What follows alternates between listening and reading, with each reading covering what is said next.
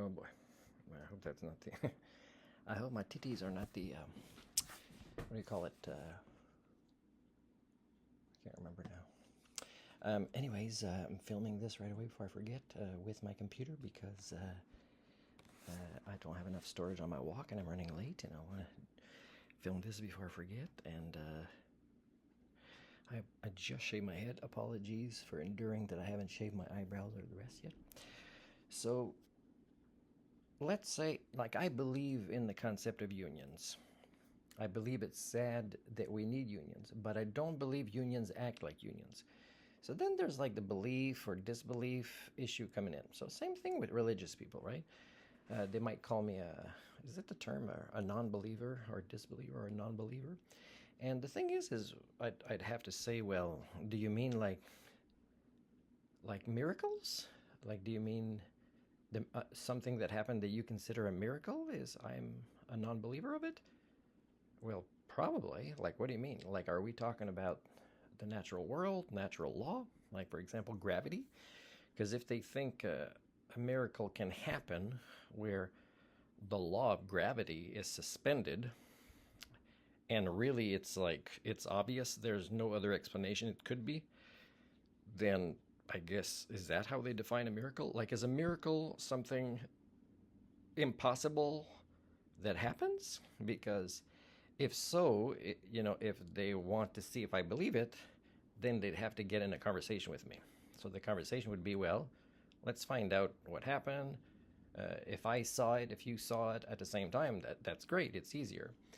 But then they would be like, oh, yeah, I know why you think that, but do you know that we don't have all the information, that there's other things we don't know enough about, how light reflects off the ocean or the water that's clear, or how, there's a particular psychological pattern that happens with the brain that makes you interpret what you saw in a different way than I do, because I've been able to take charge of these things with critical thinking skills.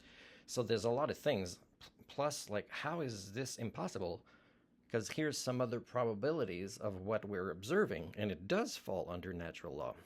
So then we'd be like, well, who's the believer and who's the non-believer? Because I think they would be non-believers of natural law.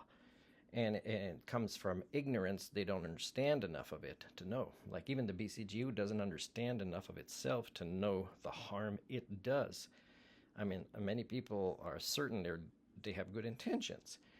But like religious folks, right, that mostly read one book, I'm not saying it's their collective agreement, but they would, have an intellectual laziness. They wouldn't want to partake in these things. So let's say the BCGEU and Coast Mountain College, let's say, finally ready to say, okay, let's look at our actions in all this. Let's look at the evidence we didn't let you provide before in this human rights complaint or complaint BCGEU. Well, one thing, for example, is this contract, and part 2 of this video is something I filmed earlier today, and I'm going to trim it that you just hear that part about the college. Because when the college on the radio is CBC that regurgitate things that aren't entirely non-fictional, they are partly fictional. For example, we're close-knit staff. Well, part of it is, yes, you are familiars. You are insecure with your, professionalism, and you agree to not challenge each other's image, which is fictional, right? And then people become your familiars in this way. There is nepotism. There is nepotism in who's hired and not fired. So that's why it'll be hard, to let go of, 1/5 of them. But I can tell you that aside from my research and data collected in 4 campuses of Coast Mountain College and other institutions that are post-secondary in Canada, is I can tell you that they largely fail, and they can collect this data. I didn't make it up. They largely fail not just foreign, but domestic students. So it's sad that a lack of responsibility exists and that is facilitated by the BCGEU, but that they still blame the government for their own choices and practices by saying we're limiting international students. What if, let's say, they said, okay, we'll reinstate international students, but we'll follow up with them that you've provided housing and only charge them 20 or 30% maximum of what you are charging domestic students. Then they go, no, that doesn't solve the problems. And you're right, it doesn't solve the problems that you are not learner-centered. So the next video you'll see as part 2, which was filmed earlier today, rediscusses how I can't work in post-secondary institutions, whether I'm unionized or not, because I am learner-centered. But also, this contract that I was hired for in this latest disagreement between a college, the BCGEU that supports them, and myself, is that, yes, there was no need to have the BCGEU involved. It was a contract. It didn't make me a permanent staff with the college. And the fact that I knew and could predict and documented that that's what happened is, again, their failures, because I was learner-centered and I was documented as being. So I did not screw up. Now, let's say the BCGEU, Human Rights Tribunal, maybe even Coast Mountain College has somebody that isn't too insecure and shows up and say, we're going to hear your entire case. We're not going to put a limit on it. We'll review all the emails you haven't deleted. I'm going to say, sweet.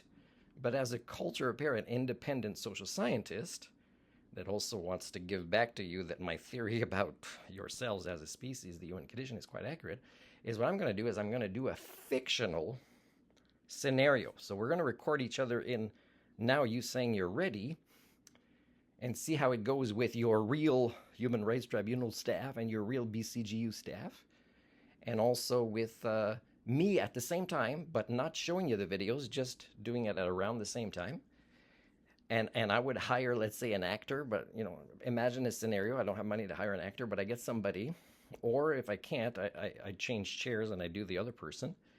So this would be fictional in the sense it's actors, but we are reviewing the collective agreement, the concept of human rights, the emails, the data, the reality.